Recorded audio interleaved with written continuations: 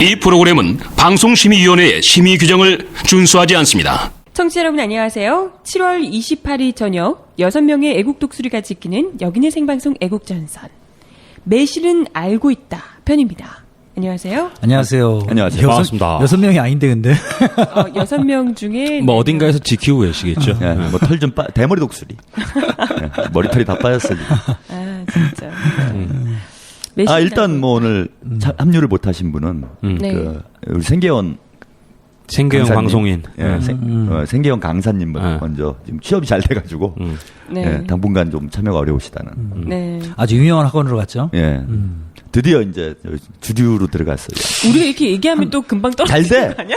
애국전선 거쳐간 사람 중에 잘 안 된 사람은 저하고 정 하나밖에 없어요. 3-4년 정도 되면은 3-4년 정도 되면 강남 최고로 큰 학원 원장이 되고 또한 또 3-4년 있으면은 아마 대학 총장까지 될지도 몰라요. 예, 맞습니다. 너무 원대한 거 아니에요?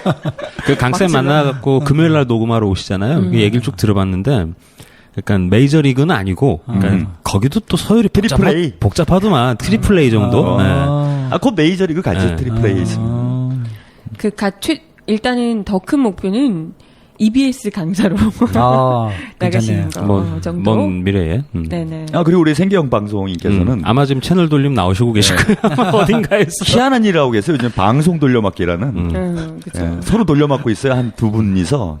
그 무비버스트에 나오는 김성수 평론가님. 아니 근데 요즘에 아주 유명해졌어요. 어디 술집만 가면 다 알아봐. 같이. 거기 단골이라서 그래. 아 진짜.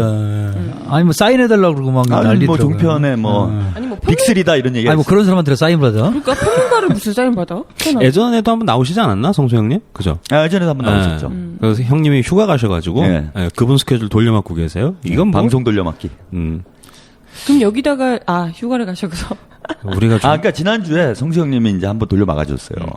그쵸. 그거에 대한 이제 보온으로 이번에 이제 돌려막아 주셔야 되는 거예요. 뭐야? 우리가 종편에 기여하는 바가 상당한 것 같아. 좀 그죠. 기분 나쁜데? 우리 애국전선을 질을 떨어뜨리며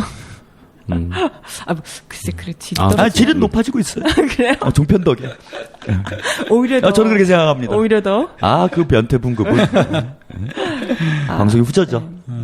지난주에 저희가 그 세월호 100일이 있었잖아요. 그래서 과연 시청광장에서 100일 하는데 추모제를 하는데 많이들 모이실까 좀 걱정을 했는데요. 나 깜짝 놀랐어요. 진짜 많이 모이더라고요. 왔더라고요. 네. 저도 좀 늦게 갔는데 발 디딜 틈이 없더라고요. 그래서 발이 뒤에서 컸나? 이렇게 뒤에서 이렇게 지켜보는데 제 처가 그 세월호 그 문화재 가고 싶다고 한 일주일 전에 공표를 해놨어요. 그럼 이제 애를 봐야 되잖아요. 그렇지. 우린 또 그런 문제 걸리지. 예, 그때 우리 녹음 스케줄이 있었던 것 같아. 그래서 아이고 미안하다고 안 되겠다고 이제 그랬더니 사진이 한 장 날라왔네. 그러니까 도끼. 이 깐난쟁이랑 6살짜리 데리고 가셨어. 그렇구나. 깜짝 놀랐어. 야. 집에 와보니 리본 하나 걸려 있고. 그렇구나. 생각보다 사실 또 평일이었고요. 평일 저녁이었고 또 그렇죠. 장마철이라서 한참 좀 비가 많이 내렸잖아요. 희한하게 그 콘서트 하기 전에 바로 비가 멈추고 또 끝날 때니까 마지막 곡 되니까 좀 비가 또 내리더라고요. 네. 좀 하나님이 보고 와서 콘서트 반세요 진짜. 네, 아마도 또 아이들이 잘 그럼요. 또 도와준 거 아니냐 뭐 이런 얘기들도 있더라고요. 맞아요, 네, 진짜. 참. 눈물의 오늘 세월호 재판 있었잖아요. 그 단원고 학생들 생존자들 증인으로 나왔는데 그 전문이 공개가 됐어요. 그래서 짠하더라고요. 되게 생존 학생들은 또 얼마나 친구를 바로 옆에서 같이 공부하던 친구들을 그러니까요. 잃은 거잖아요. 그 마음이 어떨까 싶습니다. 네. 근데 뭐 아직까지도 뭐 아무것도 해결된 게 없고. 그렇죠. 해결 하나 하셨네요. 뭐? 네, 100일 동안 전 진짜 아무것도 안 하고 끝낼래나 했더니 매실밭에서 가짜 시체. 매실밭에서 유 회장님 잡으셨어. 잡았잖아. 어마어마한 일을 해냈잖아요. 진짜 깜짝 놀라서 아니, 100일 되기 직전이었죠. 그렇죠. 난 직전? 참 희한한 게 난 정말 과학을 뛰어넘는 사실들을 너무 많이 알아가지고 사람이 죽으면 그렇게 바뀌나 봐요 시체가. 키가 10cm나 커지고 이빨도 더 많아지고. 그게요. 여름이니까 이제 여름 되면은 엿가락도 늘어지잖아요. 아니 손가락도 뼈가 늘어나는 거예요. 그러니까 이게. 세포분열? 뭐 왼쪽 왼손에 두 번째 집게 손가락이 한 마디가 없다면서요 원래 이병헌 회장이. 근데 한 마디가 손가락 자라났어. 길어졌어. 희한하죠. 야. 참 희한합니다. 그래서 저는 뭐 이번 어떤 사건으로 그분이 뭐 그분인지는 제가 잘 모르겠어요. 뭐 전 도저히 뭐 믿겨지지가 않는데 아까 말씀하신 대로 뭐 황당한 얘기들이 너무 많잖아. 아. 근데 제가 볼 때는 이제 구원파가 세계 최대 종교로 확장되지 않겠나 이렇게 봅니다. 아마도 이게 예수는 죽은 다음에 사흘 만에 부활을 하셨는데 아마 유병헌 회장 정도 되니까 급이 좀 낮잖아요. 예수보다는 아무래도. 그러니까 그 부활까지는 안 되고 이렇게 좀 몸이 좀 바뀌는 것 같아요. 아니요. 예. 부활보다 더 놀라운 일을 하신 거예요. 이 유병헌 회장께서는 어떤 일을 했냐면 4월에 사망을 했어. 네. 그 이제 4월에 주민들이 봤다고 그랬잖아요. 그쵸. 5월에 최종으로 도망갔다. 아니 그 변사체가 네, 봤다는 네. 이제 그 네, 마을 그렇죠. 주민들의 증언이 나오고 있어요. 맞아요. 이제 박지원 의원이 네. 녹취까지 해가지고. 근데 4월에 이제 난 그거 봤는데 5월에 나타나신 거잖아 이분이 다시. 그쵸. 동네 사람들한테 조용히 하라고 그래. 네. 이렇게. 잠깐 부활을 하셨다. 네, 잠깐 부활하지 않고 한 2달 그냥 좀 다니시다가 네. 다시 또 키를 키워가지고 그 사이에 한 10cm 정도. 성장판 주사. 성장판 주사를 맞았나? 매실밭에서 충분히 매실? 발효하셔가지고. 매실을 많이 먹으면 그렇게 되나요? 아니 매실보다도 아마 스쿠알렌? 스쿠알렌 스쿠알렌이 발견됐죠. 예, 그런 약효가 좀 있나 보더라고요. 저도 그래서 스쿠알렌 먹으려고 해야지. 머리가 많이 빠져가지고 좀 머리가 좀 나게 하려고. 유 회장 시신이라고 발견돼가지고요. 제가 그날 전화를 한 20통 받은 것 같아요. 그리고 만나는 사람들마다 저한테 물어보더라고. 진짜냐고. 다들 진짜냐. 너무 그래서 안 믿어, 사람들이 안 믿어. 그죠. 하도 이 정권이 조작질을 많이 해놔가지고 그러니까. 무슨 너무 얘기를 해도 안 믿어. 절묘한 시점에. 저희 그날이 월요일이었잖아요, 지난주. 그랬나요? 지난주 월요일이었어요. 맞아. 방송 끝나고 저희 네. 집에 갔는데 새벽에 애국전선 났죠. 디프리 이제 술 끝나고 먹는데. 집에 가고 있는데 이제 제가 정하나랑 이제 심심해가지고 지하철을 이제 좀 길게 타고 가가지고 집으로 이제 길게 가고 있었어요 또. 근데 이제 술이 좀 얼큰했어 그날. 근데 이제 이 스마트폰 보잖아요. 네네. 속보 변사체로 발견. 그래서 내가 술 정말 많이 먹었구나 오늘. 별게 다 보이는구나 이제. 술 끊어야 되겠다. 이거 웃으면 넘어갔어요 저는. 그렇죠. 에이, 설마 이게 장난. 설마 장난이나? 네, 근데 장난이냐? 포털 사이트에서 뭐 이런 속보로 이런 게 나오나.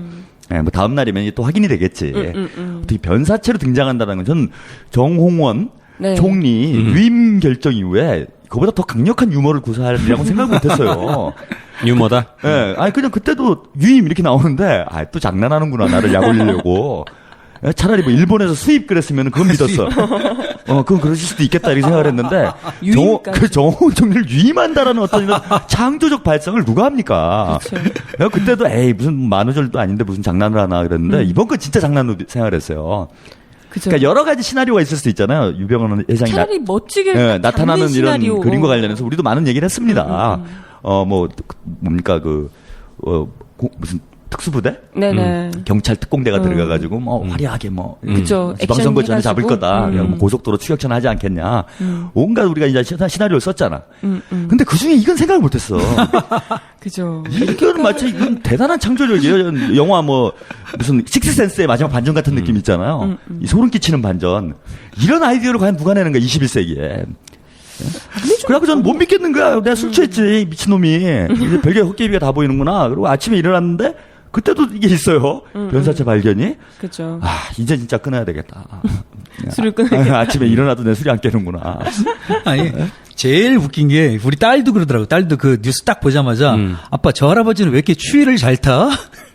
겨울 외투를, 5월 달에 겨울 외투를 입고 다닌다고. 보통 근데 약간 좀 노숙인 이런 분들이 좀 그렇죠. 한여름에 이렇게 또 아니, 좀 두껍게 입으시기도 아니, 노숙인들도 하는데. 다 그런 건 아니고, 약간 정신이 이렇게 좀 저하신 분들. 한여름, 5월 달에 아무리 그래도 노숙인도 아니잖아요. 사실 만약에 유병헌 회장이었으면은. 그죠. 아니, 뭐 몇천만 원의 현금을 부과했다 이런 얘기도 그러니까 만약에 5월 달에 그 도피를 시작을 했는데, 예를 들어서 뭐 긴팔 남방이라든지 뭐 가디건 정도? 이 정도는 이해가 가는데, 파카. 그죠. 근데 그야말로. 그러니까 5월 22일께인가요? 네. 근데 마지막으로 이제 그 행적이 확인된 게 그렇죠. 5월 22일께잖아. 그럼 그때는 상당히 덥습니다. 그렇죠. 네. 누가 파카 입고 다녀요? 요즘에 그 또 당시에 더 더웠죠. 제가 예전에 학생운동 시절에 그렇게 입고 다니는 사람들은 한총련이라는 거기 소속된 학생들밖에 없었어요. 왜요? 대략 이제 그 무렵에 무슨 출범식을 하는데 밤새 데모해야 되니까 이게 춥다고. 밤새 하거든요. 맞아. 새벽 막 뭐 6시, 7시. 막 새벽 이슬 내리니까 추워. 근데 그때는 좀 춥단 말이에요. 그래서 파카를 가져가요. 그때 입으려고. 그러니까 멀리서 봐도 그 5월 달쯤에 그러고 입고 다니는 사람들은 대부분 이적단체 활동을 하는 사람들이야. 혹시 유병훈 회장이 그런가? 구원파가 이적단체였나? 밤이슬 밟으면서 내시밭에서. 그러니까 그거 입고 다니는 옷이 아니죠, 그게. 네. 근데 뭐 다른 것보다도 저는 그 굉장히 짧은 기간에 아무리 우리가 또 저희가 또 요즘 의학 드라마 이런 거 굉장히 많이 보잖아요. 범죄 수사 드라마 많이 보는데. CSI 같은 거. 그죠. 제가 CSI를 여러 편 섭렵한 사람으로서 아무리 봐도 그 얼마 안 되는 기간 동안 나온 사체라고 하기에는 너무나도 심하게 그렇죠. 부패가 되지 않았나. 네. 이렇게 많은 분들이 다들 의심을 하는 부분이잖아요. 질문 하나 해봐야 되겠다. 그럼 저기 유병은 아니다. 네, 아니죠. 아니다, 형님도. 저는 맞다고 봐요. 그분은 어떤 영적인 힘을 가지신 분이거든요. 스스로 이렇게 부패하는 능력이 있어요. 빠르게 자아부패 시스템. 자아부패 시스템이 있어갖고. 요정. 왜 부활, 손 부패 아닐 것 비슷하잖아, 좀. 그럼 누굴까요, 그 사람은? 그냥 이제 뭐 주변 사람들의 이야기에 따르면 그 주변에 계속해서 돌아다니시던 노숙인 한 분이 계셨는데 그분이 사라졌다. 뭐 이런. 근데 DNA가 일치한대잖아. 저는 뭐 소설인지 아닌지는 모르겠는데 어떤 누가 이렇게 써놓은 글을 보니까 유병헌 회장의 동생이 이복 동생. 이복 동생이 있는데 아주 이렇게 뭐 주정뱅이에다가 술병도 발견됐잖아요. 막걸리. 주정뱅이에다가 맨날 그 성공한 이복 형한테 와갖고 손 벌리고 그러니까 유병헌하고 정부하고 이렇게 짜고서 한 번에 두 개를 같이 처리를 했다. 유병헌 동생을 없애주면서 이번에 그 죽은 걸로다가 뭐 이렇게 처리를 한 거다. 뭐 이런 소설을 쓴 사람이 있더라고요. 그게 이제 누구냐 하면은 서민 교수라고요. 뭐 기생충 이야기 이런 거 기고하시는 맞아. 좀 희화해서 재밌게. 좀 재밌게 쓴 거죠. 예. 그런 얘기가 아니고서 이게 어떻게 납득이 되냐 이거예요. 맞아요. 납득이 되게 어렵다는 거지. 상식적으로. 하도 이제 여러분들이 물어봐가지고 그냥 저도 한번 생각을 해봤어요. 이게 진짜 시체를 받고 친 거냐, 아니면 이제 진짜 유병헌이 맞냐. 근데 기본적으로 이런 가설은 필요하겠더라고요. 그러니까 이 정권 자체가 조작질을 워낙 잘하는 정권이다. 그게 주특기인데. 그러면 이번 사건도 그러니까 뭐 계획된 어떤 조작일 가능성이 대단히 높다. 그러면 저 같은 경우면 어떻게 할 것이냐 이제 고민을 해봤죠. 그러니까 시체를 바꿔치기 하는 것보다, 그러니까 다른 사람 시체를 갖다 놓고 이 사람이 유병헌이다 이렇게 주장하는 것보다 죽이고 갖다 놓는 게 더 낫겠더라고요. 유병헌은 왜 그러냐면 이거 뭐 그냥 소설인데요. 이 시체를 바꾸면, 그러니까 조작을 해야 될 게 정말 많아져요. 예를 들면, 부패를 완전히 시켜놔가지고, 누군지 못 알아보게 해야 되고, 지문 측정이 안 돼야 되고, 그 다음에 이제 문제가 DNA인데, DNA도 뭐 어떻게든 뭐 국과수랑 사바사바 해가지고, 조작해가지고, 이제 이거 유병헌 거 뭐 머리카락 같은 걸로 해가지고, 뭐 유전자 검사 해봤더니 99%가 일치한다더라. 이 정도 발표는 할 수 있을 것 같긴 해요. 근데 문제는 뭐냐면, 그 사건과 관련해서 입을 막아야 되는 사람들이 너무 많아지는 거예요. 예를 들면 일선서 경찰서장부터 시작해가지고 시체 나른 119 대원, 뭐 그다음에 국과수에 있는 그 꼭대기부터 밑에 그 검의관, 그다음 법의학자까지 전부 다 매수를 해가지고 너의 뒤는 내가 봐주마. 뭐 이런 류의 어떤 약속을 받아놔야 되는 거죠. 안 그러면 그 중에 그 숫자가 대충 어림잡아 100명 넘을 것 같아요. 그렇게 되겠죠. 그 중에 한 명만 삑사리, 예를 들면 한 명만 양심 선언하면 정권이 엎어지는 사안이라 그 정도 모험은 하지 않았을 거다. 그렇게 봤어요. 그러면 이제 그럼 어떻게 된 거냐? 그럼 죽여서 갖다 놓는 건 훨씬 편하죠. 일단 그 사람 맞으니까. 일단 사건이 뭐 종결되는 거니까. 입을 막을 사람도 뭐 예를 들면 국정원 라인에 어떤 국정원장까지도 안 가고 국정원 밑에 뭐 해결사급 정도로 한 10명 안쪽?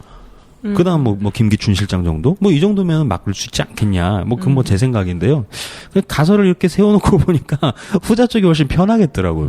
어쨌든 임기 끝날 때까지는 조용히 해줄 사람들, 뭐 일종의 순장조 같은 사람들 그런 사람들만 딱 섭외하면 되잖아요. 근데 또 그렇게 또 넘기기는 그 그 의문이 지금까지 얘기했던 여러 가지 의문들이 너무 많죠, 진짜. 그러니까 사실은 그러니까 안 풀리는 문제가 좀 많은 게 문제인 거지.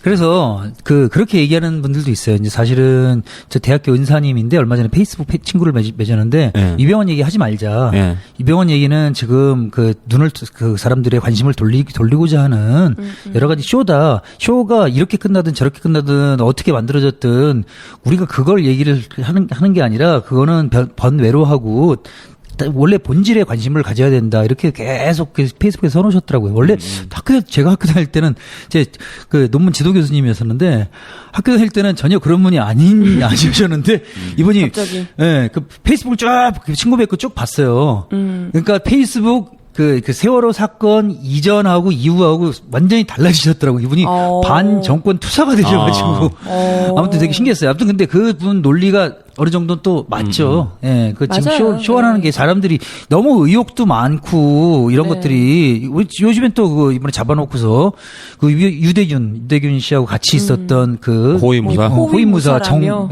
정모 씨, 박모 씨. 네. 잠깐만. 그래서 왜 저를 그러니까 왜 저를 아니, 옆에 고개를 넘으니까 정모 씨가 있어가지고 아무튼 박모 씨 얘기도 자꾸만 꺼내고 그러는 것이 지금 참 그 사람들의 시선을 다른 데 돌리는 거다. 뭐 이런 식으로 얘기하는 그러니까 거. 그것부터도 네. 이제 어떤 뭔가 이게 마무리 수순에 들어가기 위한 기획된 상황이다라고 이제 느껴지는 것이 아니야. 그 아버지 시체가 등장하자마자 우리 아들도 나타나죠. 그러니까 그죠. 오피스텔을 갑자기 급습을 해가지고 그리고 나타났는데 갑자기 주변에 그렇게 찾을 수 없었던 온갖 것들이 다 돈도 나오고 그러니까. 안경도 안경은 매실박 근데 주인 거라고 했지만 그러니까 뭐 다들 이분의 삶도 황당해요. 다들 자수하고 지금 자수하고 있잖아요, 다들. 예, 2달여 동안 이제 그 뭡니까 거기 오피스텔에 기거를 했다는 거잖아요. 근데 이제 뭐 휴대폰 안 쓰는 건 이해를 해요. 근데 휴대폰이야 이제 위치 추적을 당한다든지 뭐 이럴 수 있으니까. 근데 이제 노트북이 있는데 먼지가 가득 쌓여 있고 아버지 사망 사실도 몰랐다. 그러니까 세상과 말도 안 되죠. 완전히 담을 쌓고 이분이 생활하셨다라는 건데 과연 그럴 수 있을까 사람이 심심해서라도. 그리고 이제 노트북을 뭐 검색한다고 해갖고 나의 위치가 드러난다거나 이 추적이 가능한 게 아닌데 거기서 무슨 예컨대 뭐 이메일을 보낸다든지 뭐 이런 행위를 하지 않는 한은 그 굳이 나는 노트북을 안 보겠다. 노트북에 먼지 쌓이는 걸 지켜보고 싶다. 뭐 이런 행동을 한단 말이에요. 근데 더 황당한 거는 냉장고가 있었어요. 그럼 이제 먹을 건 많이 있어야 되잖아요. 돈도 많은 양반들이고. 근데 이제 이분이 올드보이 영화를 봐서 그랬는지 군만두만 있어. 그래서 냉동만두만 거기다 한가득 넣어놨다는 거예요. 그리고 주식은 냉동만두였다. 뭐야? 저는 여기서 확신이 들었어요. 뭐예요? 야, 이분은 냉동만두를 먹어본 분이 아니라는 거예요. 진짜 주식으로 냉동만두를 먹어본 사람은 그런 얘기를 감히 하지 못합니다. 그 주식이 한 아니라 3일만 먹어봐요. 3일이 뭐예요? 하루만 먹어봐도 절대 그거를 장기간 복용할 수 있는 식품이 아니에요, 그게. 예? 그걸로 어떤 주식을 한다? 하루에 한 끼만 냉동만두로 배를 채워도 배가 진짜 막 기름이 입에서 돕니다. 근데 나는 한 달 동안 냉동만두만 먹었다. 그리고 그 이제 그 어떤 박모 양, 박모 씨죠. 양은 아니죠. 박모 씨의 동생분이 이제 냉장고를 채워줬다. 쇼핑을 해가지고. 그러면 근데 딴 건 해주지 왜 그러니까 왜 냉동만두만 사냐 이거. 올드보이야? 뭐야? 그럼 가둬놓은 거야. 그죠? 제가 볼 때는 그게 고위무사가 아니라 도트락에서 범인이 도트락이야. 이거 만두하고 웬 수셨어? 씨. 반론 있어, 반론. 어떤 반론이? 제가 한 달 동안 만두만 먹어본 적 있어요, 진짜로. 만두 다이어트. 근데 체형은 비슷하다. 유대균 씨. 아니, 그러니까 만두를 그걸 좋아하는 거 좋아하는 아니야? 분들은 그 한 봉지를 먹어요, 밥 대신에. 한 달 동안? 한 달 동안 그것만 먹어? 그건 안 돼. 아니, 물론 이제 아침, 점심 다른 거 먹고 저녁만 만두를 먹긴 했는데. 그리고 제가 볼 땐 그렇죠. 거기에 딱 그건 하나 확인을 가능하죠. 해봐야 돼요. 이게 결정적 단서입니다. 냉장고에 단무지가 있었는지 없었는지. 단무지가 있었다면 제가 그나마 이해를 할 수가 있어요. 근데 냉동만두에 단무지 안 넣어서 나옵니다. 근데 삼시세끼 먹었다는 건 말이 안 되죠. 아니, 유병헌 씨가 이번에 유대균 씨가 20kg가 빠졌다더라고요, 20kg. 빠진 게 네, 그거예요? 빠진 게 빠진 20kg, 거 20kg라더라고요. 그래갖고, 20kg 빠졌다고 하면서 얘기가 먹을 게 없어서 빠졌다. 라고 얘기를 하는데, 나중에 보니까 냉장고에. 냉동만두를 먹었으면 20kg가 쪘어야 되는데. 네, 그러니까 냉동만두를 쪄먹고, 구워먹고, 튀겨먹고, 여러 가지 방법이 있잖아요. 아무튼 그래도 20kg를 빼기가 사실, 다이어트 해보신 분들은 알겠지만은. 그쵸. 그래서 아마도 곧이어 다이어트가 만두 다이어트. 아니면 도피 다이어트. 구원 다이어트. 구원파 다이어트. 다이어트. 이런 것들이 많이 생길 것 같아요. 예. 진짜. 그러니까 그래도 뭐 줄줄이 잡히고 이게 마치 예정된 수순처럼 움직이잖아요. 그쵸. 그러고서 이제 어쨌건 국회에서는 세월호 특별법을 거의 뭐 안 받는 분위기로 가고 있고. 네네. 근데 핵심이 수사권이란 말이에요. 지금 여전히 이제 지난번에도 맞습니다. 말씀드렸지만은. 근데 이래 가지고는 제가 볼 때는 수사권 절대로 안 줄 것이다. 아니 재보궐선거 해가지고 뭐 한 10대 5 정도 나왔다. 그럼 주겠어요? 안 주지? 절대 안 준다. 이거. 지금도 새누리당이 너무나도 자신감에 차 있어요. 이게 만약에 재보선에 좀 힘들 것 같다라고 하면 이렇게까지 막말 못 하거든요. 그렇지. 근데 뭐 너무 자신만만하게 유족들을 향해서도 그렇고 뭐 진짜 막말을 마구마구 쏟아내고 있으니까요. 어저께는 남호 후보 네. 그 수행원 그 선거 운동원들이 그 세월호 영상이 나오고 있는 트럭 거기 거기 올라가 갖고 이렇게 쉬고 있더라고요. 쉬고 있는 건지 일부러 막고 있는 건지. 네. 그런 것들이 예, 아무리 상식적으로다가 사람들이 안티 세력이 아니라 그러면은 그런 일을 할 수가 없잖아요. 그 한 명이 아니고 세 명이서. 아예 뭐 노회찬 후보를 고발하기도 했죠. 그러니까 무시를 하는 거죠, 이거 지금. 근데 이거는 그 노란 더 색깔 웃긴 때문에 건, 그런 거잖아요. 노란 색깔이 이렇게 세월호 선거법 위반이죠. 정의당. 아니 근데 세월호 사고 터지자마자 바로 이제 노란색 리본하면서 다 이제 상징색처럼 노란색이 돼버렸던 건데. 그렇죠. 아니 이분은 뭐 국내에 안 계셨나? 그걸 몰라요? 어떻게 그걸 일부러라도. 전통적으로 선거가 조용하면 있잖아요. 새누리당이 이겨요. 그렇죠. 예. 지금 조용하잖아요.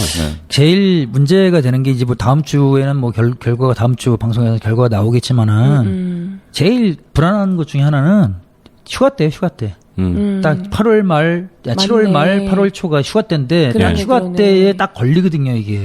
7월 30일이니까 딱 걸려요, 딱. 휴가네요. 딱 가는 날이에요. 사전 투표도 뭐 10%도 안 되는 것 같은데. 그러니까 이게 뭐 사전 투표율이 지금까지 역사상 제일 높았다. 뭐 동작 같은 경우에는 아주 높다. 뭐 이렇게 그러는데 사실 사전 투표가 저도 이제 뭐 많이 그 동작 쪽에 많이 가 있었고 그랬는데 사전 투표 대부분 조직하는 것들이 다른 지역도 마찬가지지만은 그렇죠. 네. 어른들이에요, 어른들. 뭐 그 경로당 이런데 새누리당 저번에도 내가 은근히 얘기했지만은 퍼 날른단 말이에요, 이렇게. 퍼 날라요. 네, 퍼 날르죠. 가고 투표시키고 젊은 사람들이 사전 투표를 얼마나 하겠어, 사실. 그렇죠. 예, 뭐 사전투표 정말 사람들이 그 열의가 있는 사람들은 어차피 사전투표 안 하더라도 30일을 다 할 사람들이에요. 근데 이 문제가 지금 휴가 때 걸렸다는 게 정말 이 세민년이 정말 정신 차려야 되는데 지금 이제 이렇게 해가지고는 정말 이번에 그러니까 제가 볼 때는 이 양반들은 이미 네. 끝내기 수순에 들어갔어요. 대충 이렇게 하고 보궐선거 끝나고 휴가 들어가고. 그러니까. 이제 8월 지나가면은 뭐 대충 마무리되지 않겠냐. 네. 이런 이제 안일한 생각을 가지고 지금 뭐 막무가내로 가지 않냐. 박근혜 대통령도 지금 오늘부터 휴가. 오늘 아까 말씀드렸잖아요. 그 단원고 학생들 그 진술하는데 그 법정에서 이제 대면 진술은 안 하고 방 따로 해가지고 모니터로 이렇게 진술을 하고 뭐 그랬더라고요. 그 진술 전문들이 공개돼가지고 그걸 쭉 읽고 있는데요. 갑자기 이제 무슨 생각이 드냐면. 그러니까 애들이 최근에 그 단원고에서 국회까지 행진했잖아요. 근데 맞아요. 이제 행진하고 바로 돌아갔어요. 또 이제 뭐 정치는 이제 뭐 부모님들이 알아서 할 테니까 니는 돌아가라 이제 뭐 이런 류의 언질이 있었던 것 같은데 그 친구들이 이제 법원에서 진술하면서 가지는 한 가지 희망 같은 거 있을 거 아니에요. 그러니까 우리 친구들이 왜 죽었는지 이런 걸 좀 알고 싶은데 그리고 이제 어른들한테 희망을 가질 거 아닙니까? 물론 이제 그 유가족분들 지금 뭐 단식 농성하고 계시긴 한데. 그분들한테 거는 희망, 어른들한테 거는 기대는 하나일 거 아니에요. 그러니까 두 번 다시 이런 참사가 일어나지 말고, 그쵸. 그리고 왜 정확하게 왜 우리 친구들이 구조되지 못했는지 이게 좀 명명백백하게 밝혀줬으면 좋겠다. 이런 막연한 기대가 있을 거란 말이죠. 그쵸. 근데 그게 지금 둘 다. 그러니까 진상 규명도 그렇고 재발 방지는 뭐 택도 없는 거잖아요. 그러니까 일종의 정치가 사라져버린 이런 시대인데. 여기서 만약에 이제 그게 좌절된다 그러면 그 학생들이 이제 그 겪게 되는 어떤 좌절감, 이런 고통. 그죠. 뭐 이런 게 상상을 못 할 것 같아요. 두 번 배신당하는 기분일 심지어 거예요. 그 부모님들, 뭐 유가족분들 같은 경우에는 진짜 이 나라 살고 싶나. 이런 생각도 좀 들어요. 그죠. 근데 그거를 받아서 지금 어쩌면 그냥 싸워주고 투쟁해야 되는 게 야당들인데. 이렇게 무기력하고 이렇게 답답하고 네네. 그저 그냥 정쟁만 하고 있고 막 쭉 그냥 생각 드는데 저도 너무 답답한 거예요. 막 환장할 것 같아. 하다못해 이제 화병 날 것 예. 같아 진짜. 이번 선거에서 제일 핫 이슈가 되는 지역이 이제 동작이잖아요. 예. 동작 같은 경우에도 사실은 노회찬 후보가 지금 뭐 야권 단일 후보라 그러는데 엄밀히 말하면 야권 단일 후보가 아니잖아요. 사기죠, 사기. 사기죠, 이거는.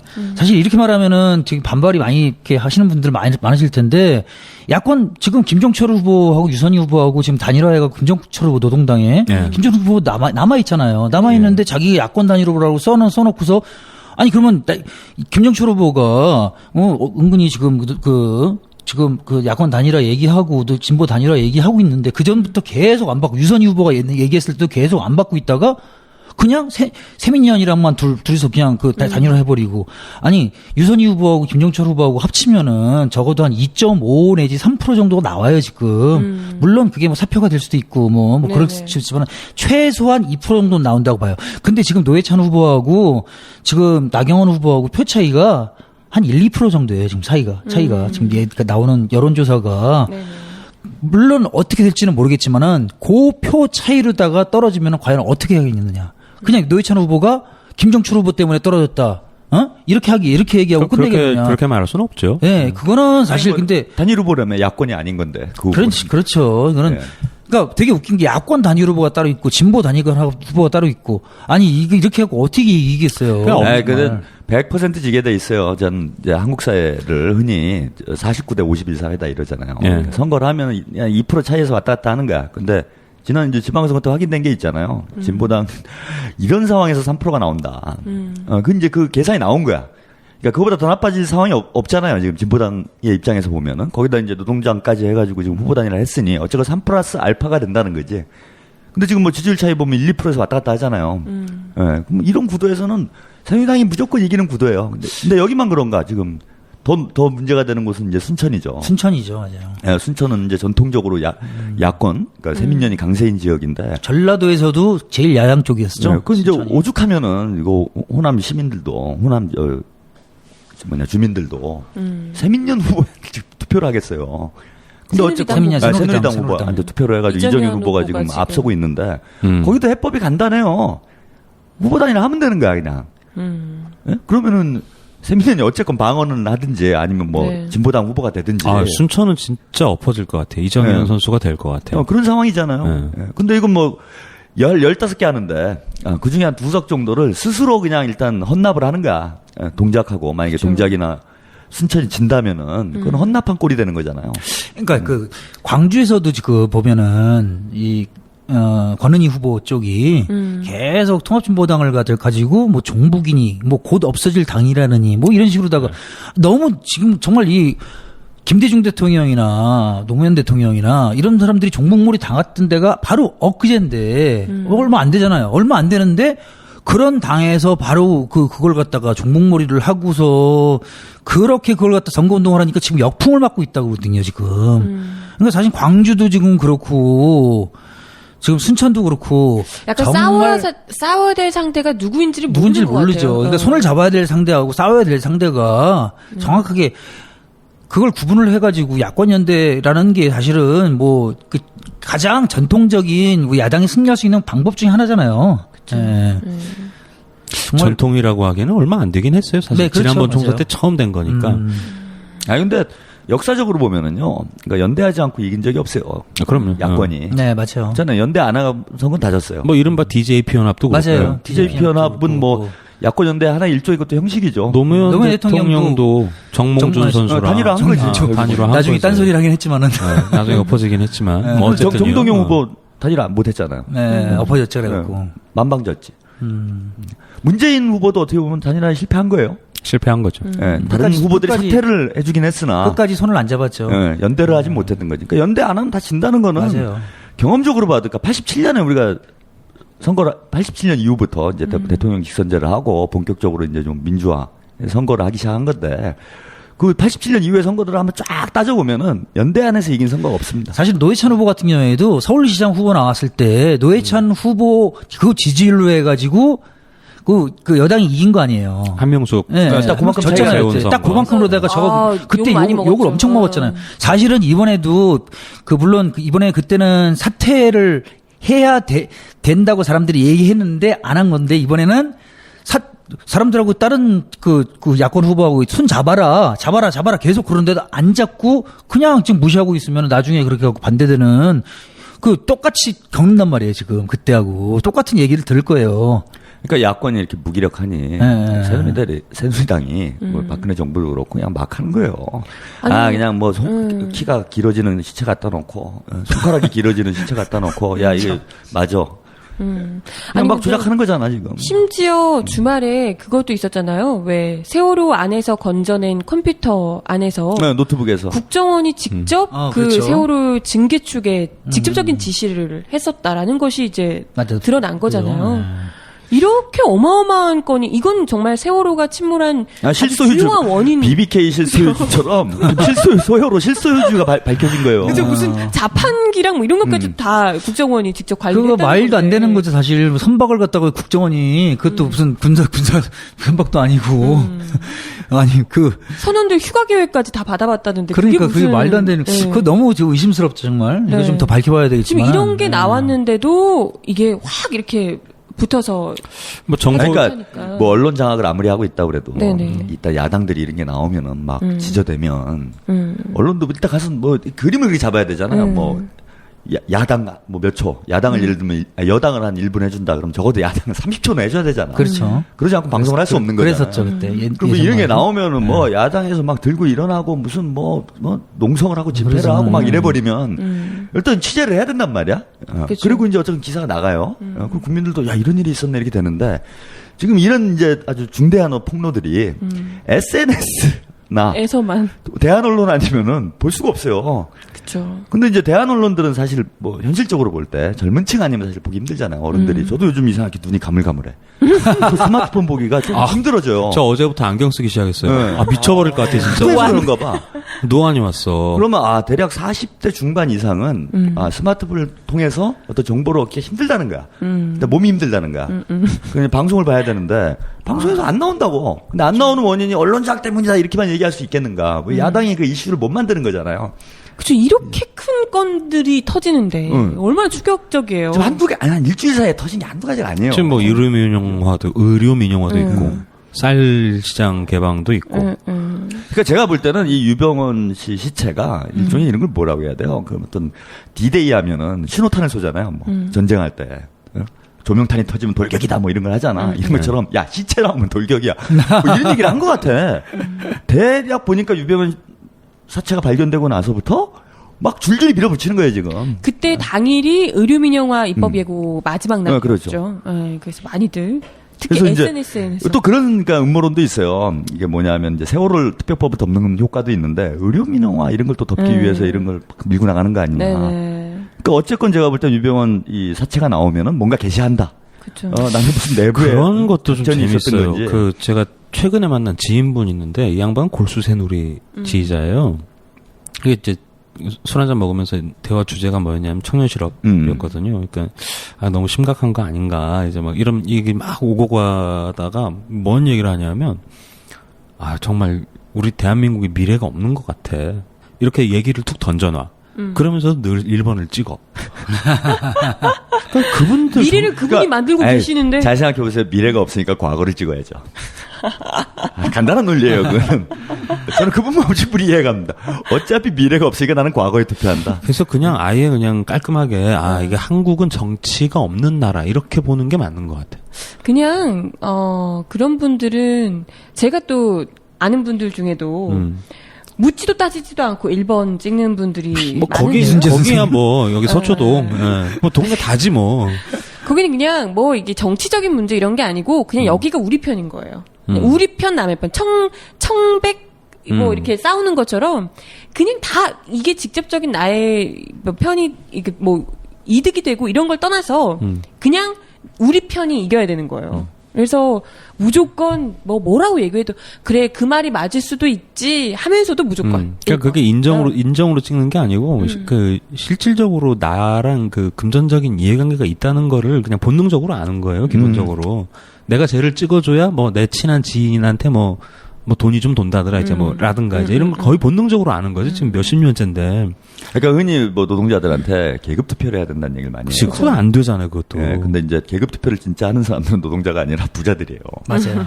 노동자들은 계급 투표를 안 합니다. 타워팰리스. 예, 거기 있는 분들은 이제 철저해. 그때 언제? 그러니까 새누리당이 아까 뭐 이제 본능적이라고 그랬는데 새누리당이 자신들의 어떤 이익을 보호한다. 그럼 뭐 그럴 수 있어요. 그럼 그런 분들 다 지지하는데 투표를 해야지. 그게 선의죠, 그 사람들한테는. 예, 근데 그럼 노동자들도 그렇게 해야 되잖아. 농민들도 그렇게 해야 되잖아. 근데 이제 이쪽에서는 계급 투표가 안 되고 그쪽은 결집이 되고.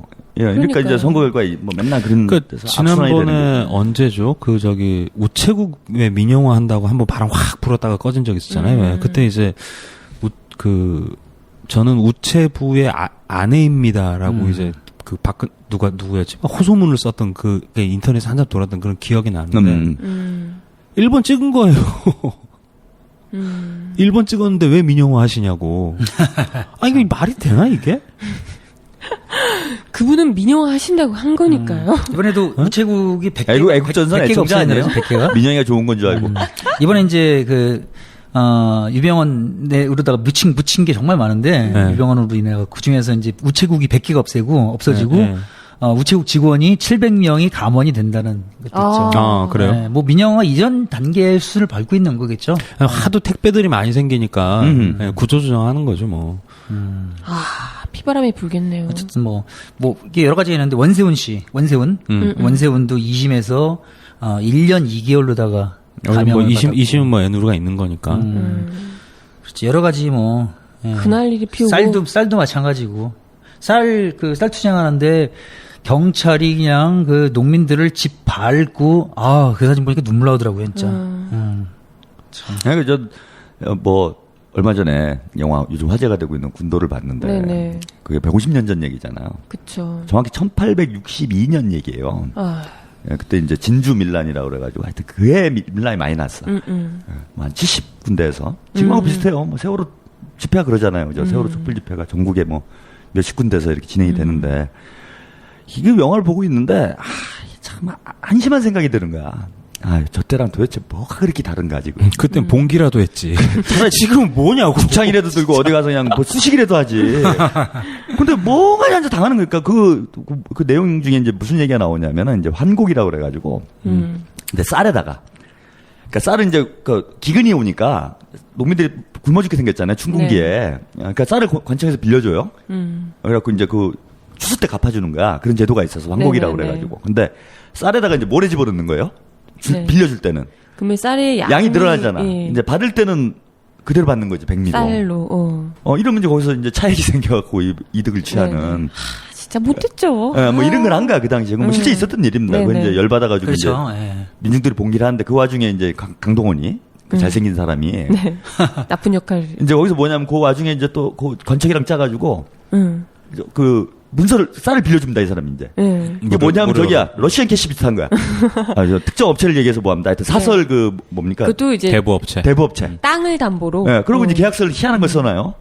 글을 모르니까. 네, 글을 모르니까. 그러고 이제 나중에 땅을 다 먹는 거야. 그걸 나중에 서 알게 되는 거죠, 이제 농민들이. 그쵸. 그래갖고 들고 일어나갖고 이제 찌릅니다.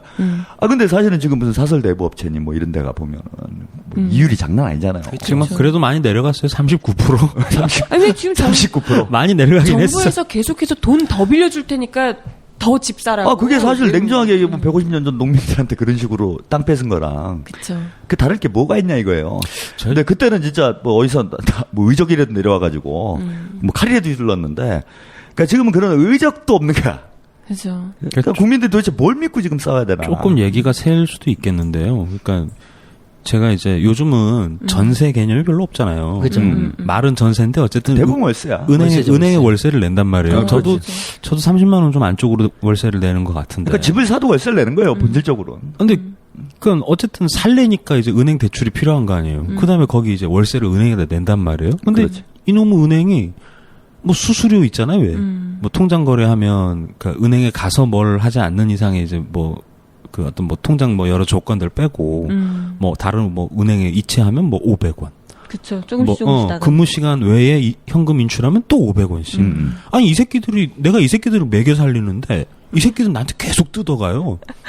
아 진짜 황당해. 은행이 그 수수료로 먹고 산다 이런 얘기들도 있더라고요. 그러니까 아니 그러잖아요 구한말에 그러니까 조선 말기에 가렴 잡세 뭐 무슨 그죠. 탐관 가렴 오리들이 주고. 가렴 잡세를 가렴 주고.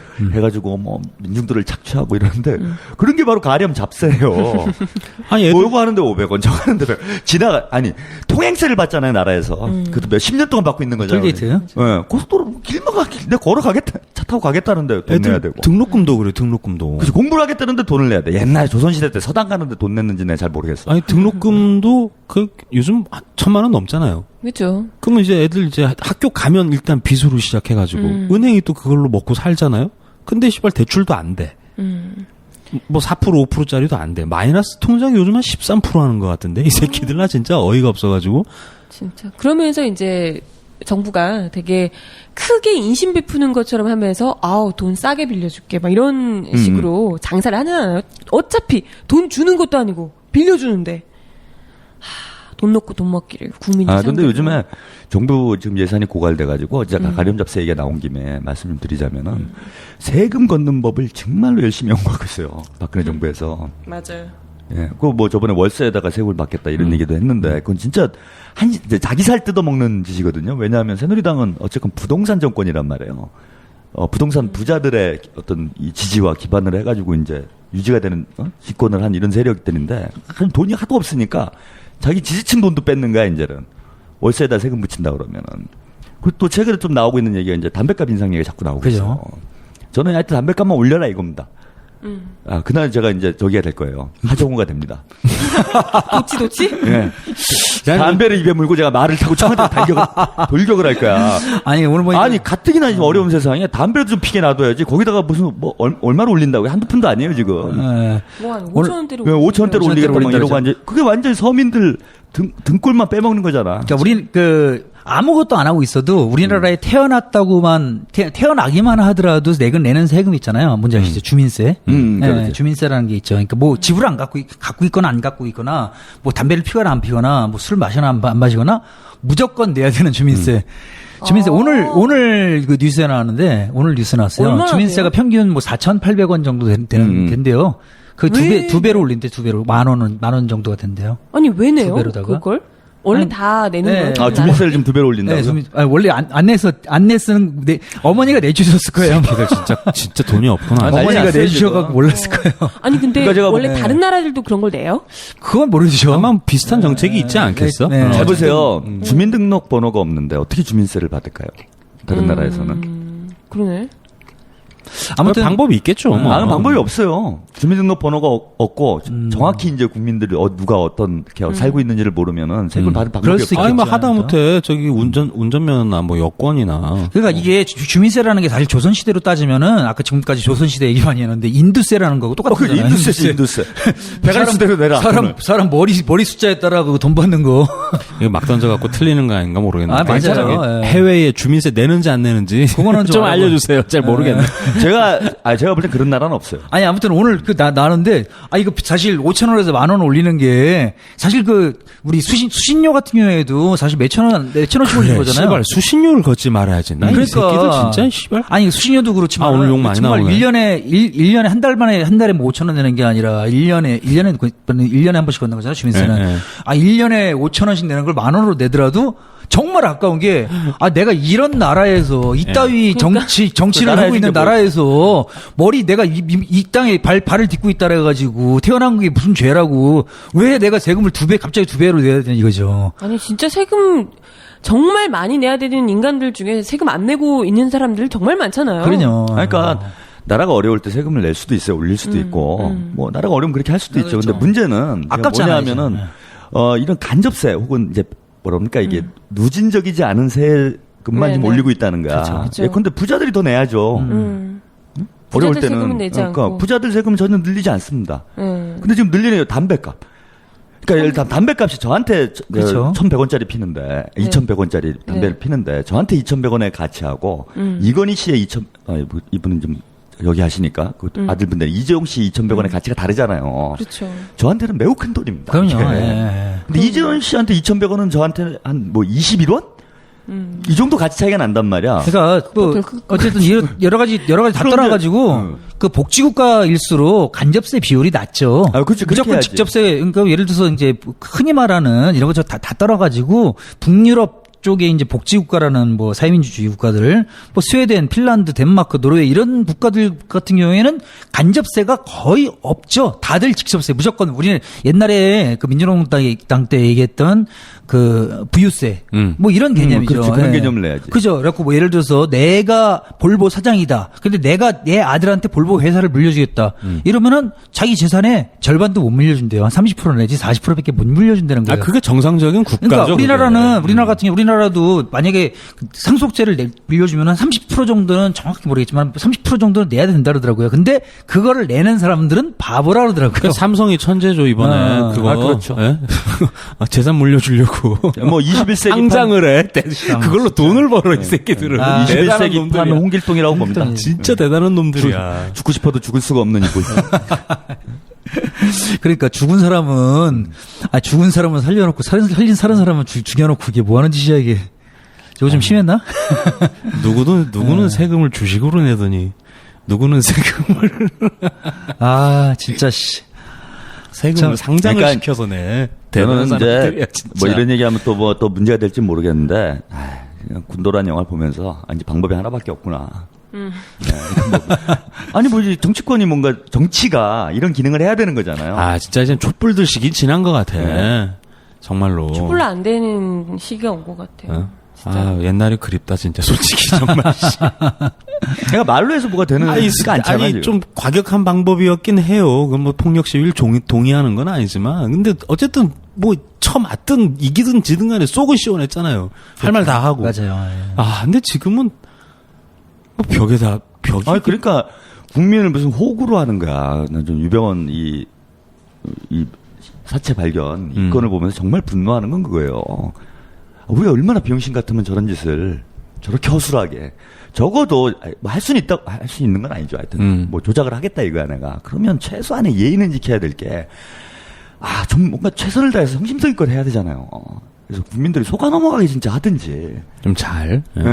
그러니까 이거 완전히 우리를 병신으로 알고 누가 봐도 이거는 유병헌이 도대체 그러니까 포털 사이트 댓글을 봐도요. 그걸 믿는 사람이 아무도 없어요. 댓글 달린 게. 이거 여기서 정말 확실한 증거가 유병헌이 아니었다는 확실한 증거는 저는 그거라고 생각해요. 만약에 그 유병헌 시체가 정말 시체면 구원파 신도들은 100% 뭐 99% 알 거 아니에요. 이게 진짜인지 아닌지. 그러면 아직까지 장례를 안 지냈겠어요? 장례를 지냈으면은 그게 어떻게든지 그 장례를 지냈다 구원파에서 뭐 이게 또 대서특필될 거 아니에요. 그러니까 어쨌든 뭐 냉장고에서 나와가지고 최종 이제 장례 절차 들어가는 그런 시기가 있겠죠. 네. 근데 이렇게 뻔뻔스럽게 조작을 하고 사기를 치고 그러니까 우리 국민들을 얼마나 우습게 보면 이 사람들이 이러는가. 근데 우습지가 않다라는 걸 보여줘야 됩니다. 국민들이 우습지가 않다는 거. 이게 중요한 건 강동원이 없네. 강동원 나쁜 놈이라니까. 아니, 그거와 무관하게 흥행은 돼야 되잖아. 나쁜 놈으로 나와도. 어떻게 뭐, 제가 한번 거리로 나가볼까요? 아니, 내가 아까 그 인터넷에서 어떤 사람이 어떤 친구가 글을 썼는데, 강동원의 과거 진짜 나쁜 놈이었다. 이렇게 제목을 그렇게 달아놓은 거예요. 내가 그걸 눌러보니까, 강동원이 학교 축제 때, 주점에서 요리를 했다고 직접. 그래갖고 다른 거는 다 망하고 기계과 했나 봐요. 강동원이. 모든 주점이 다 망하고 기계과만 돈 벌었다고. 강동원 진짜 나쁜 놈. 진짜 과거가. 나라도 거기 근데 있을 것 같아. 강동원이 무슨 죄예요? 정하나 같은 여성들이 있으니까 문제인 거지. 왜요? 정신을 못 차리고. 이게 남자도 설레더라고요. 난 왜 사람들이 남자한테 어떤 그런 애정의 감정을 느끼는지 난 처음 알았어. 댓글 중에 그런 거 있던데 왜 게이가 됐는지 알겠어요. 그러니까 그거는 이제 감독의 마음이 투영됐다고 봐야지. 그러니까 이놈 사회는 좀 문제가 있어. 아무리 악질적이고 나쁜 놈도 잘생기면 땡이야. 네? 모든 게 용서돼. 하정우 씨 머리까지 밀면서 얼마나 열심히 노력을 했는데 그건 개무시 당하고. 그럼 뭐 지금 악질짓하는 현 정권이나 이 돈 많은 사람들이 잘생긴 건 아니잖아요. 그런 것도 아닌데 왜 이렇게 목을 메고 그저 그냥 욕을 해도 또 선거철만 되면 또 1번을 찍어주는지 잘생기지도 않았는데 알 수가 없어요. 아니 습관인가? 불쌍해서 그러잖아요. 도와주세요 하니까. 도와달라는데 괜히 도와주고 싶다. 아, 진짜 이런 세상을 애들한테 물려주려니까 너무 깝깝한 거예요. 갑자기 이제 생각 드는 게, 그러니까 요번에도 그 다른 분인데, 뭐 공부해가지고 대학 가서 뭐 하나 이제 뭐 이런 얘기를 한번 한 적이 있어요. 근데 이제 그냥 대뜸 하는 얘기가 대학을 나와야 취직이 되죠 이러는 거예요. 근데 대학 나오면 취직 안 돼요. 안 되죠. 안 돼요 이게. 현실을 모르는 거지 네. 국민들이. 우리 도대체 지금 젊은 층에서 대학 졸업자의 비율이 네. 세계에서 가장 높죠. 그죠, 예. 68.5%? 아 대학도 졸라 많아요. 예. 예, 정확한 수치는 내가 뒷자리까지 모르겠는데 68% 8점 몇 프로더라고요. 예, 예. 이 전 세계에서 제일 많고, 근데 제일 되게 웃긴 게 등록금은 전 세계에서 뭐 두 번째인가 그러다가 비싸지 우리나라가. 아무튼 뭐 이제 두 번째라는 것도 어떤 물가 지수라든지 뭐 이런 거 따지면은 우리나라가 거의 첫 번째죠. 야, 거기다가 그 대학 나와가지고 취업률도 우리나라가 취업률 지금 조사하는 게 뭐 꽤 높게 나오고 뭐 그러는데 그건 말도 안 다 사기죠 사기. 뭐 대학원 가는 것들 뭐 하는 것들 그렇게 우리나라는 또 취업률 조사할 때 구직 활동을 안 하는 사람들은 아예 거기서 빼버리잖아요. 아 그렇죠. 취업 포기자라고. 취업 포기한 사람들은 안 해버리잖아요. 근데 사람들이 사실 몇 년 동안 그렇게 취업 준비하다가 알바를 하든지 뭘 하든지 뭐 개인 가게를 하든지 이렇게 살지 계속 몇 년 동안 계속 취업 원서 넣는 사람은 없단 말이에요. 그러니까 정말 대학을 졸업하면은 빚더미에 올라와 있고 기본적으로 빚더미에 올라와 있는데 취직은 안 되고 그렇지만은 그걸 갚아야 되고 결혼 주위에서는 계속 결혼하라고 하는데 뭐가 있어야지 결혼하지. 예? 연애도 안 해요. 그래서 그러니까요. 뭐 삼포세대라는데 이거 정말 그러면서 어떻게 애를 낳으라고 그러지 결혼도 못 하는데 지금 20대들이 한국 근현대사에서 가장 불행한 세대 불행해요, 아닐까요? 정말. 지금 20대들? 정말 우리 때만 하더라도 저는 이제 개인적으로 89학번인데 80년대 마지막 90년대 아주 초반까지도 한 91년도 91학번 그 정도까지는 그래도 괜찮았었어요. 뭐냐면은 이제 뭐 우리나라 웬만한 90% 넘었어. 중소기업 같은 경우에 들어가려면 다 들어갔어요. 근데 뭐 경기도 좋았잖아요. 그렇죠. 뭐 네. 대학 근데 지금, 어느 대학이다 이런 걸 불황이니까. 떠나가지고 그러니까 대기업 들어가려고 사람들이 뭐 이렇게 재수삼수 해갖고 이렇게 들어가지 중소기업 들어가는 데는 어서 오쇼 했었죠 전부 다. 요즘에는 근데 정말 3D 업종이 아니면 다 갈라 그러죠 어디든지.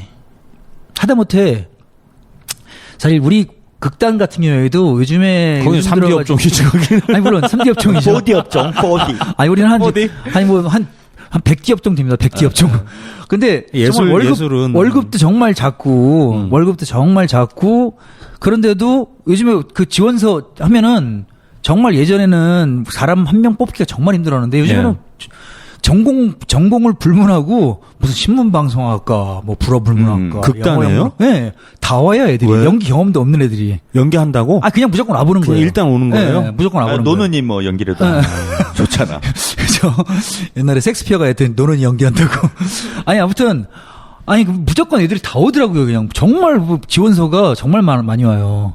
그러니까 일단은 극단 치고서는 월급을 준다 이거죠. 뭐 많은 돈은 아니지만은 월급을 주고 어쨌든 뭐 애들이 어쨌든 일반 기업체 취업이 안 되니까 기업자 연기 경험도 하나도 없고 연기에 대한 어떤 연기하려면 무조건 다른 걸 다 떠나가지고 뭐 옛날에 뭐 굶어 죽을 욕심, 끼 이런 거 둘째예요. 뭐 빨치산의 3대 어떤 각오가 굶어 죽을 각오, 맞아 죽을 각오, 얼어 죽을 각오 뭐 이런 건데 정말 그만큼 그거 한 90% 이상으로다가 그 배우들은 그만큼 노력을 해야 되고 의지가 있어야 되는데 그죠. 그런 거 딱 봐도 알아요. 얘는 진짜 우리랑 극단에서 돈도 안 주는데 왜 왔냐 여기 다른 걸 하지 이렇게 말하고 싶을 정도로다가 정말 이 사회가 어떻게 갈릴지 모르겠어요 정말. 근데 어느 뭐 부산에 있는 모 대학 심리상담소에서 학생들한테 조사를 했는데 가장 큰 고민이 뭐냐 이랬더니 자기를 찾고 싶다 이러더라고. 그거면은 죽을 때까지 하는 거 아닌가? 아 근데 좀 슬프잖아요. 갑자기 그렇죠. 대학생들한테 자기 너 지금 고민이 뭐냐 이렇게 물어봤는데 뭐 무엇이 나인가 이런 네. 수준의 고민인 거잖아요. 그렇죠. 내가 누군가 뭐 이런 걸 그렇죠. 얘기를 모르겠다고 이런 사람들이 다 대다수였다라는 거야. 그리고 좀 황당한 거지 이건.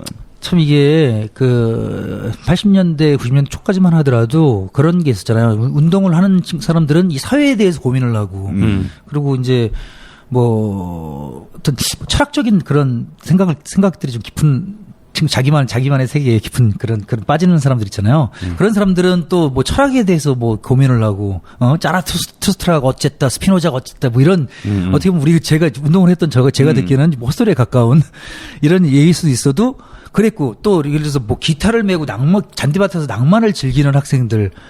근데 지금은 그런 여러 종류의 학생들이 다 싸그리 없어졌죠. 다들 그냥 무조건 취업이죠. 취업이죠. 예, 전공서적도 안 보죠, 애들이.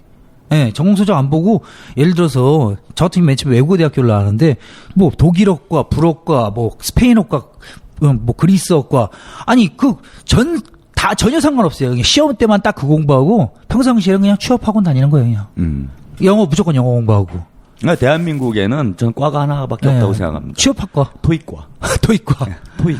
취업도 오직 뭐 그 하나로 가니까 지금. 너무 불쌍해, 너무 불쌍해, 정말. 이게 무슨, 그러려면은 정말 취업학원을 다니지, 왜 대학을 다니나. 정말. 저는 요즘 20, 30대를 그냥 잃어버린 세대라고 제가 그냥 개인적으로 그렇게 얘기를 하는데 뭘 잃어버린 거냐면요. 꿈을 잃어버린 거예요. 꿈이 없어요. 맞아요. 그러니까 취업이 꿈일 수는 없어요. 왜냐하면 꿈은 실현 불가능해 보이는 것을 내가 추구하는 거잖아. 그러니까 걔네 탓이 아니잖아요, 문제가. 그렇지. 기성세대들 20, 30대 탓이 아닌 거지. 근데 왜 그들이 꿈을 잃어버리겠는가, 됐는가. 잠을 자야 꿈을 꾸는데, 잠을 잘 수가 없는 거야, 지금. 잠을 자야 꿈을 꿀 거 아니야, 사람이. 그러니까 빚 갚아야 돼. 여유가 있어야 된다는 거예요. 그러니까 시간의 여유가 있고, 삶의 여유가 있을 때 꿈을 꾸게 되는 건데, 진짜 말한 대로 빚을 갚아야 된다. 하루하루가 진짜 막 그 경쟁에 내몰려가지고. 그러니까 이 새끼들 반값도 놓고 왜 안 해주는 거야, 그러니까. 그러게. 또 갑자기 생각나네, 또. 참, 뭐, 등록금도 등록금이고, 취업도 취업인데, 참, 이게 학생들이, 정말 대학생 때 정말 책을 많이 읽잖아요. 그래요? 뭐 운동도 많이 하지만은. 좀 많이 읽었어요. 아니, 어쨌든 근데 이제. 어쨌든, 예. 타이든, 자이든, 타이든. 어쨌든. 그러니까 우선 예를 들어서 아까 했던 스피노자 이런 책 읽는 친구들은 다 자의에서 읽는 거고, 예를 들어서 무슨 뭐 경제학 언론이라든지 아니면은 뭐 경제학 책이라든지 철학 책이라든지 사회학 책, 이런 유의 책은 거의 선배에 의해서 강요당해서 읽죠. 저는요, 안 읽으면 때리니까. 저는요, 삼국유사하고 맹자 봤어요. 우리 전공 수업에. 맹자왈, 뭐 이런 거. 어쨌든 그래서 자이든 타이든 정말 책을 많이 읽었다고 보는데, 요즘 학생들은 정말 보면은 무슨 그거 보고 황당해갖고 시사 상식책 있잖아, 상식책. 그거 시험 많이 나오니까. 상식을 갖다가, 그게 아니라 상식을 갖다가 취업 앞두고, 예. 면접 앞두고, 취업 앞두고 보면은, 우리 때는 그런 때나 봤었죠. 봐갖고, 이게 그런 때 막 집중적으로 외우고, 1, 2, 3학년 때 누가 그런 책을 봐요. 그런 책 안 보죠. 근데 그러니까 지금은 1학년 때부터 어떤 책을 보냐면 애들이, 그거는 이제 대학생뿐만이 아니라 중고등학생들도 마찬가지인데, 중고등학생들은 고등학생이 알아야 되는 시사상식, 그 책이 또 있어요. 그 대학생들이 알아야 되는, 인문학 책 100권을 갖다가, 책 한 권당 2페이지, 한 장에다가 이렇게 압축을 시켜놓은 거예요. 그러니까 그 책을 한 권 읽으면은 100권의 책을 읽은 효과가 난다. 그래갖고 아이들한테 수능 공부라든지 아니면은 취업 공부라든지 이런 거를 대신할 수 있다. 근데 사실 이 말이 안 되잖아요. 책 한 권을 읽는 게 책 한 권 읽는 거지. 그 요약해놓은 걸 갖다가 아무리 읽어봤자. 그래서 우리 애들은 고전을 안 읽은 고전이 없어요. 근데 읽은 고전도 없어요. 그러니까 고전을 다 알긴 알아. 근데 실제 읽어본 건 없는 거야. 그러니까 애들이 그러니까 정말 잘 알아요. 누구 얘기하면은 어느 책 내용은 대충 뭐다, 무슨 지은이는 누구다, 뭐에 대해서 얘기하는 거다 탁탁탁 나오는데, 왜냐면 취업 때문에 다 진짜 책을 읽는 게 아니라 다 그런 책을 읽은 거예요. 가짜 책. 진짜 책을 읽는 시간이 부담스럽다 그러더라고요. 왜 내가 그렇지. 나 몇 페이지만 보고 있으면은 다른 애들은 다 취업책 보고 있는데 취업서적 보고 있는데 영어 그게 책 자는 보고 있고. 거잖아. 응. 어떻게 보면은. 내가 왜 이러고 있나 갑자기 뜨끔뜨끔한다 그러더라고요. 갑자기 애들 얘기로 새 가지고 자꾸 애들 얘기가 나오네. 아. 우리 저기 세월호 아이들에 대한 얘기. 집 근처에 그 청소년 센터가 하나 있어요. 거기 이제 희망나무 이렇게 있거든요. 그러니까 소원을 써갖고 붙이는 거예요. 그러니까 나뭇잎에다가 그 종이로 만든 나무죠. 거기 쭉쭉 봤는데, 그러니까 우리 집 근처에 하나고라고 굉장히 유명한 자사고가 하나 있어요. 소원이 이제 하나고 입학이에요. 고입 하나고에 꼭 입학하고 싶어요. 또 하나는 로또 2등에 당첨되게 해주세요. 왜 1등이 아니고 2등이야? 1등은 부담스러운가 보죠. 그러니까 아니 1등 벌써 제가 안 꿈이 하보다. 없는 꿈을 잃어버린 세대라고 했잖아요. 큰 건 안 꾸지 않는다니까. 벌써 그거 안 하보다 1등 하면 1등 맞으면 쫓아오고 페인된다는 걸 알고. 뭐 시험 잘 보게 해주세요. 이런 이유가 그러니까. 다예요. 그 한 100몇 개 되는데 딱 하나 이제 그 방송 영상 뭐 이런 쪽 꿈꾸는 학생이었던가 봐요. 뭐 그런 특성화 고등학교도 또 따로 있나 보죠. 그러니까 뭐 지금 한희종처럼. 그러니까 어머니 아버지가 부모님께서 뭐 땡땡 영상 뭐뭐뭐를 꼭 허락해 주셨으면 좋겠어요. 이런 애가 딱 하나 있더라고. 딱 한 명. 그 백몇 개 중에. 근데 아이들이 꿈이 없는 나라에 예. 미래가 있겠습니까? 예, 그런 나라에. 아 진짜 생각하면 진짜 야 여기서 살아야 되나 이런 생각 든다니까 진짜. 끔찍해진 거야 우리 사회가. 아 이거 노예처럼 살잖아요. 그냥 말 그대로. 그 예전에 매트릭스라는 영화 있잖아요. 네. 인간들이 이제 기계들이 지배를 하고 인간들이 건전지가 된 거잖아. 그러니까 생체에서 나오는 에너지로 이 사회를 움직이고 있는 거잖아요. 그러니까 지금 우리 꼴이 딱 그건 것 같아요. 네. 그러니까 부자들 몇몇의 부를 축적하기 위해서 나머지 국민들은 진짜 마치 뭐 건전지나 노예처럼 그냥 목적도 없이 막 일하고 있는 거지. 아 근데 참 돈이 무섭긴 무서워. 시스템을 깰 생각을 안 하잖아요. 그죠. 설국열차 그 얘기하시니까 네. 지금 설국열차도 생각나는데 우리가 진짜 제일 마지막 칸에 있는 사람들 대부분이 99%가 사실 다 마지막 칸에 있는 사람들이잖아요. 네. 우리가 진짜 그 양갱 먹으면서 저는 설국열차 먹고 있는 거지. 본 이후로도 양갱을 못 먹겠어. 양갱집 한번 먹고 싶다. 갑자기. 양갱 먹으면서 살고 있는 걸지도 모를 것 같아요 지금. 아 우울해. 아씨. 저희 그 예고해드려야죠. 우울하다 그러고 이제 우울한 얘기 하네? 아니야. 이거 우울한 얘기가 아니고, 우리 애청자 여러분들께 기쁜 소식 하나. 아니 아까 에너지 충전. 그러니까 기쁜 소식. 여러분의 에너지를 충전해드리기 위해서. 그동안 힘드셨죠? 돌 완전 맞겠는데. 다 도와주세요 이러잖아요. 어. 근데 우리는 처음으로 도와드리겠습니다. 저희가 사실 애국전선 시작을 하고 거의 쉰 적이 없는데요. 쉬었다고 해야 될까요? 많이 쉬었는데, 난. 그 자체적인 셀프 결방 말고 방송에 업데이트가 되지 않은 적이 거의 없죠. 한 3년여 됐는데. 한 번? 다 두 합쳐서 번? 한 뭐 두세 차례가 안 넘은 거야. 예전에도 시즌 바꾸면서 며칠 쉬었어요. 잠깐 뭐 한 하루 한 주 정도 쉬었던 것 같긴 해 네. 기억에. 네. 거의 쉰 적이 별로 없는데 저희가 한 최근 세월호 이후에 저희 자체적으로도 한참 정신을 못 차리고 있어가지고요. 네, 우리 애국전선 심기일전하려고. 애청자분들께서 많이 또 이제 혹평을 해주시기도 했고 좀 격려보다 더 많은 비난을 많이 또 해주셨는데요. 저희가 스스로도 자체적으로도 좀 심기일전하고 시즌 6로 새롭게 좀 혹서기를 보내고. 혹서기를 보내고. 아니라 혹서기. 네, 혹서기 훈련에 좀, 훈련 맞아요? 트레이닝, 네. 하드 트레이닝. 네, 하드 트레이닝에 들어가서. 해외 전지훈련 갔다 올 거예요, 저는. 뭐래. 보다 좀 더 강한, 그리고 진짜 밀라네 시대를 준비할 수 있는. 왜 이래, 여자가 못하는. 네. 그런 애국독 소리들로 다시 돌아오려고 합니다. 그래서 정확하게는 모르겠지만 한 2주 한 2주 정도? 2주나 좀 길면 3주? 예. 네. 우리는 잠깐 폭도로 쉬고요. 바꾸자, 폭도. 군도 말고 네, 폭도. 폭도였네, 폭도. 폭도 밀라네 시대. 네, 폭도. 이렇게 다시 돌아오려고 합니다. 뭐 사실 기다리시는 분들이 많을까 싶습니다만은 그래도 욕하면서 꼬박꼬박 들어주시는 분들이 계셔서 네, 너무 오래 기다리시지 않으시도록 재빨리 그 이전 예전에는 얼마나 대단한지 모르겠지만 그래도 지금보다는 훨씬 더 잘 정비를 해서 다시 돌아올 테니까요. 네, 조금만 기다려 주시면 감사하겠습니다. 네. 아무튼 오늘 매실은 알고 있다 편 함께 하셨는데요. 매실은 알고 있겠죠, 그래도? 글쎄 그분이 누군지 네, 거기서 부활하신 건지. 그럼 저희 조성모 씨가 알래나? 매실이 있는 것은 어디든 나타나던데.